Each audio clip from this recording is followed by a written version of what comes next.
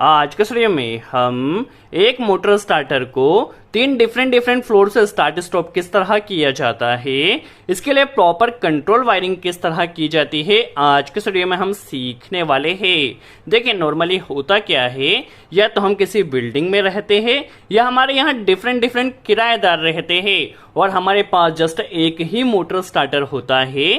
तो हम किस तरह से कनेक्शन करें कि इस मोटर स्टार्टर को हम यहाँ से भी स्टार्ट स्टॉप कर सके, इस यहाँ से भी स्टार्ट स्टॉप किया जा सके और यहाँ से भी स्टार्ट स्टॉप किया जा सके।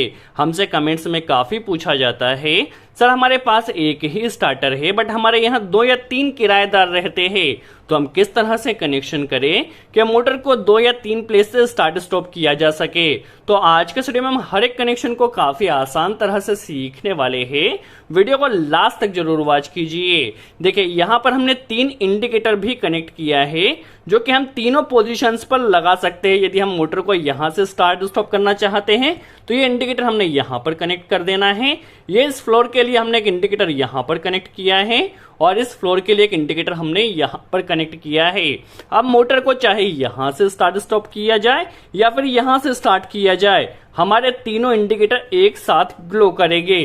फॉर एग्जाम्पल यदि हमने मोटर को 2nd फ्लोर से स्टार्ट किया है तो हमारे तीनों इंडिकेटर ग्लो करेंगे, जिससे 1st फ्लोर वाला और 3rd फ्लोर वाला समझ जाए मोटर को पहले ही किसी फ्लोर से ऑन किया गया है, जिससे वो यहाँ पर ऑन नहीं करेगा। तो किस तरह से प्रॉपर कनेक्शन किया जाता है, चलिए हम वीडियो स्टार्ट करते हैं। सबसे पहले हम इस MK1 ड्यूल स्टार्टर का कनेक्शन समझ लेते हैं। वैसे इसके ऊपर हमने डिटेल में वीडियो बनाया जिसकी लिंक आपको डिस्क्रिप्शन में मिल जाएगी। देखिए सबसे पहले ये जो पोर्शन होता है ये इसका ओवरलोड पोर्शन होता है। ओवरलोड पोर्शन में ये इसके पावर टर्मिनल होते हैं जहां पर हमें RYB कनेक्ट करना होता है। ये इसका कॉन्टेक्टर पोर्शन होता है। जब हमारा स्टार्टर ऑपरेट होता था यहाँ से RYB यहाँ पर आता है। ये ओवरलोड रिले में NC पॉइंट होता है, ये ओवरलोड रिले में NO पॉइंट होता है। हम यहाँ से मोटर को स्टार्ट कर सकते हैं। जैसे इसे प्रेस किया जाता है हमारा स्टार्टर यहाँ से स्टार्ट होता है और ये NC पॉइंट होता था, यहाँ से हम इसे स्टॉप कर सकते हैं। यहाँ पर हमें ओवरलोड रिले की सेटिंग करना होती है, जितने भी एम्पेयर के हिसाब से हमें मोटर को रन करना है। यह कॉन्टेक्टर में देखिए RYB के लिए 3 टर्मिनल दिया गया और यह इसका NO टर्मिनल दिया गया है। जिस तरह कॉन्टेक्टर में हम होल्डिंग देने के लिए NO टर्मिनल होता है, उसी तरह से इसमें भी यहाँ पर NO टर्मिनल दिया गया है और यह इसकी NVC कॉइल है जो कि 500 वोल्ट पर ऑपरेट होगी। हम इसके बारे में ज्यादा डिस्कशन नहीं करने वाले क्योंकि इसके ऊपर हमने ऑलरेडी डिटेल में वीडियो बनाया है। देखिए कनेक्शन किस तरह से किया जाता है तो हम समझ लेते हैं। यहाँ से देखिए हमें स्टार्टर को ऑपरेट होने के लिए 440 वोल्ट या 2 फेज देना है। यदि आपके पास 220 वोल्ट का स्टार्टर है तो भी आप कनेक्शन इसी तरह से कर सकते हैं। यहाँ से देखिए हमारे पास RYB 3 फेज आएंगे, तो यहाँ पर हमने एक फेज डायरेक्टली यहाँ से लिया है और इसे यहाँ पर एक फेज डायरेक्ट कनेक्ट कर दिया है। NVC कॉइल में 220 वोल्ट आ चुका है। एक फेज हमने यहाँ से लिया है और इसे NO टर्मिनल के इनपुट सिरे पर कनेक्ट किया है। अब जैसे ही इस पुश बटन को प्रेस किया जाएगा तो ये NONC बनेगा, सप्लाई यहाँ पर आएगी। आप यहाँ पर वॉच कर सकते हैं, यह फेज यहाँ पर आएगा।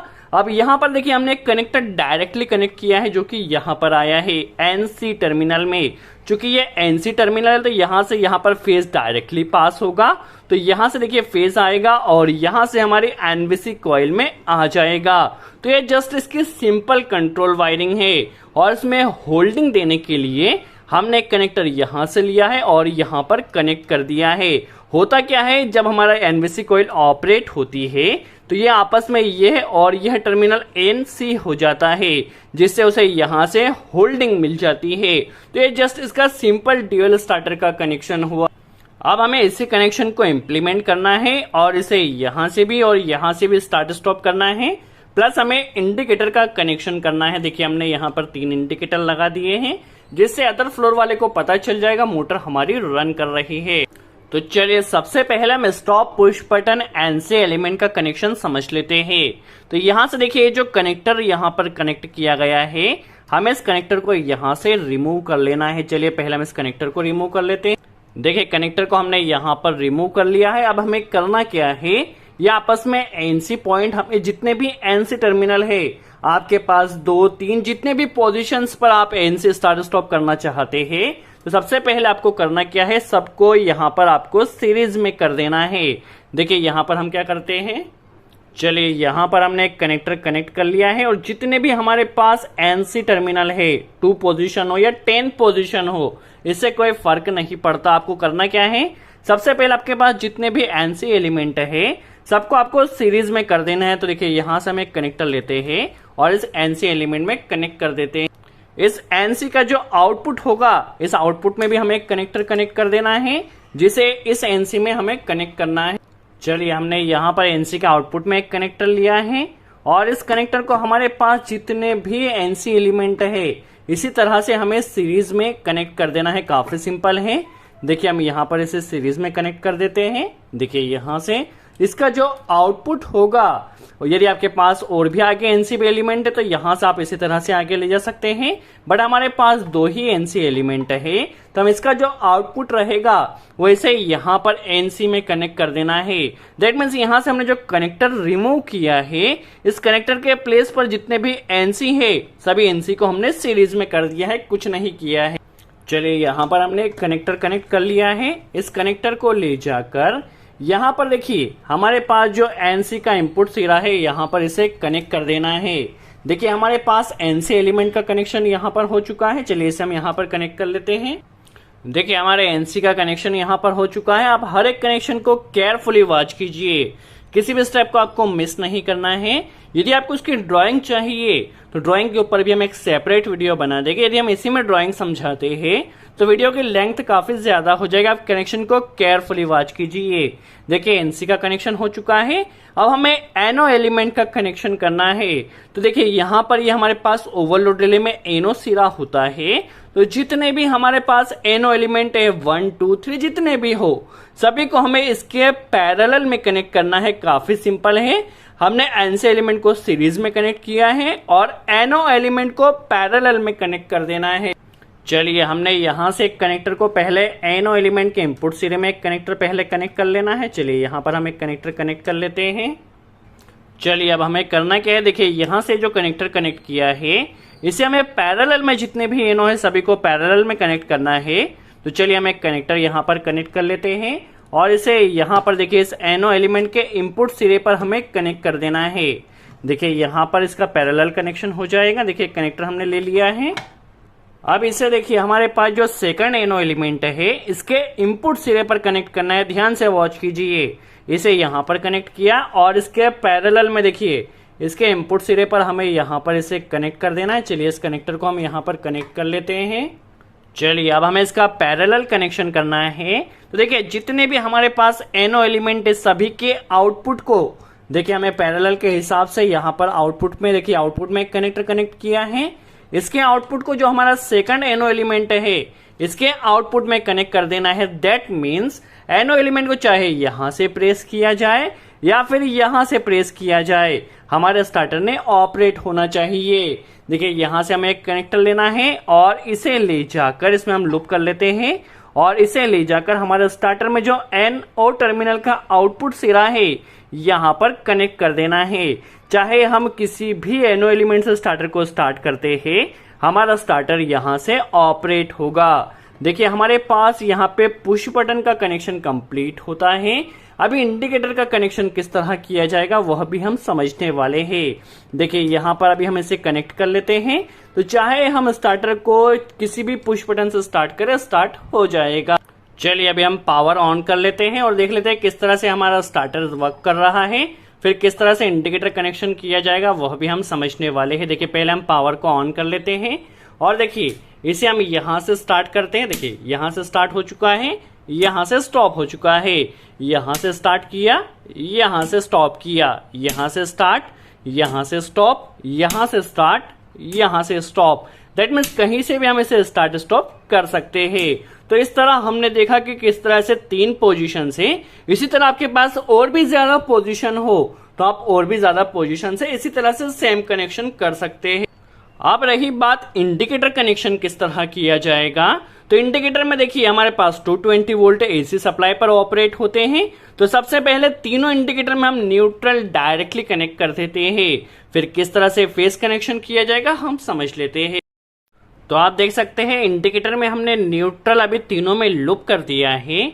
अब हमें फेस कनेक्ट करना है। फेस कहां से दिया जाए, तो देखिए ये हमारे पास अलग फ्लोर पर है, तो इसके एनो एलिमेंट का जो आउटपुट सिरा है आपको एनो एलिमेंट के आउटपुट में कनेक्टर कनेक्ट कर लेना है। दैट मीन्स जैसे ही यहां से आउटपुट जाता है हमारे इंडिकेटर ने ग्लो करना चाहिए। तो देखिए इस एनओ एलिमेंट के आउटपुट में हम एक कनेक्टर कनेक्ट कर लेते हैं और इसे इंडिकेटर में कनेक्ट कर देना है।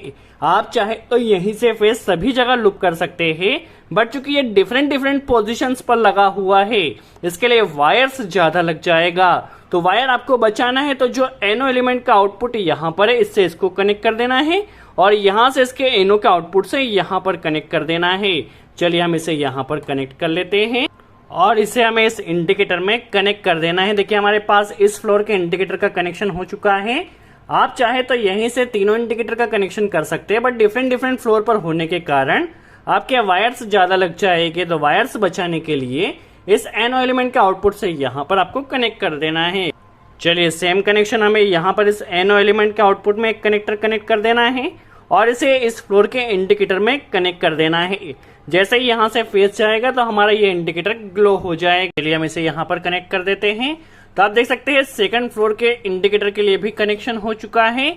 अब बात आती है इस इंडिकेटर का कनेक्शन कहां से किया जाए। तो इस एनो का जो आउटपुट है आप इसे यहां से भी कर सकते हैं या फिर यहीं से लूप कर सकते हैं। चलिए हम यहां से इस एनो के आउटपुट से एक कनेक्टर लेकर इस इंडिकेटर में कनेक्ट कर देते हैं।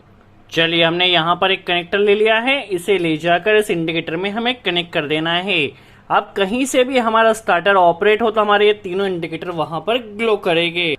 चलिए अब हम देख लेते हैं किस तरह से ये वर्क कर रहा है। देखिए अभी हमने पावर को ऑन किया, हम इसे यहाँ पर पहले इसे सीधा कर लेते हैं। चलिए देखिए जैसे ही हम इसे यहाँ से ऑन करते हैं तो देखिए तीनों इंडिकेटर अलग अलग फ्लोर पर ग्लो कर रहे हैं, जिससे यदि सेकंड फ्लोर वाले को यहाँ से नजर आ जाएगा मोटर पहले ही रन हो रही है।